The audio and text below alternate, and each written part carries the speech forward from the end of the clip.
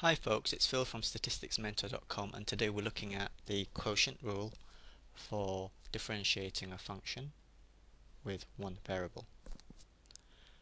The quotient rule may be applied when the thing we're looking for the derivative for is written as a fraction where the numerator and the denominator are functions of the variable, say x.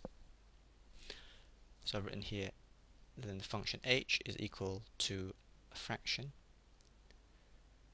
of a function in the numerator of x, and also in the denominator is a function of x. Then what we have to remember is that the derivative of this thing, the quotient rule, goes like this. Denominator, take the denominator and square it, and then it's going to be the same g and not differentiated, so these two match,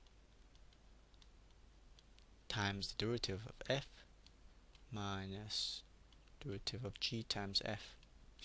Now, is an easy way to remember this?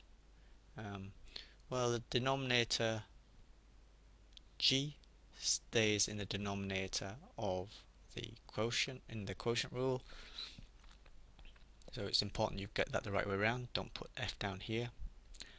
Once you've done this, just mirror it, just write g again up here. So if that's g, the other one must be f dash minus g dash times f. There's always got to be a derivative in the term. Okay, let's apply it.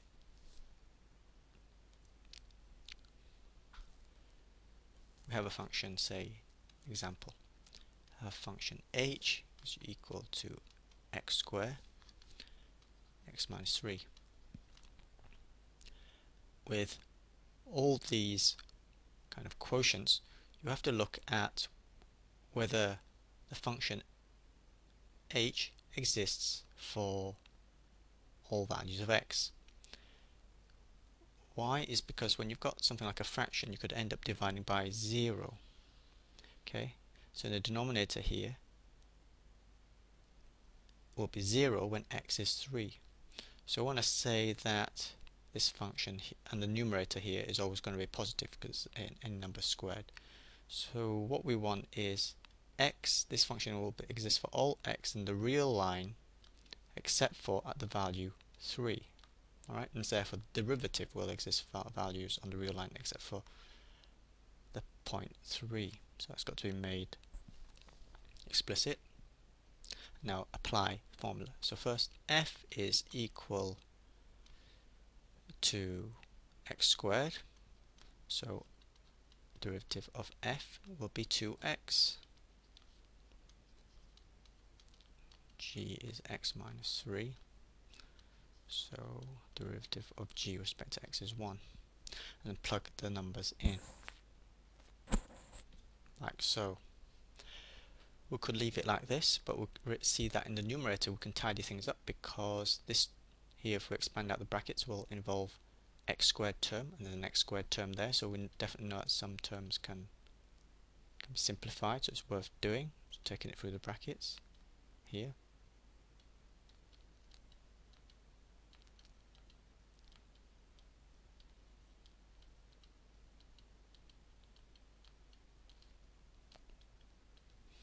And one of those cancels with one of those.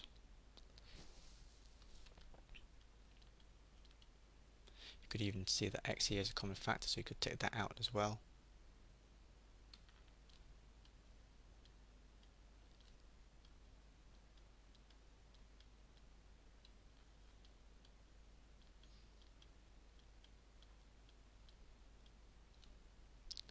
For all x in the real line except for at the point 3. Here you can see cannot be x is 3, you're going to be dividing by 0, and that's going to be a finite number divided by 0,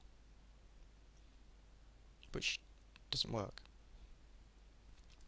Alright, so that's it for the quotient rule. It's a very short video. I could there's no point giving you another example here because I've done so in my other videos, and that is because if we look back at this quotient here, where we can apply the quotient rule, we can apply the product rule. Why? Because this Let's do it in a different color. It's slightly.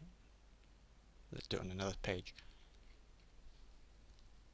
H is equal to f over g, because this as a quotient can be written also as a product. Look, f times g minus c.